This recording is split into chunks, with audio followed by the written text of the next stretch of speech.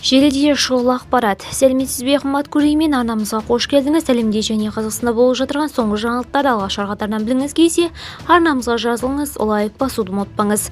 Алматыда бір топ ер адам 18 жастағы жігітті соққыға жыққан видеосы тарады.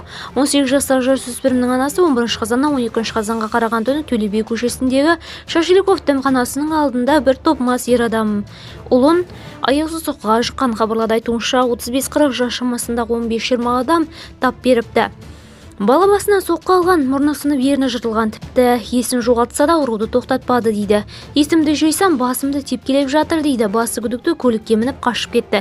Көмек беріңіздерші деді ана.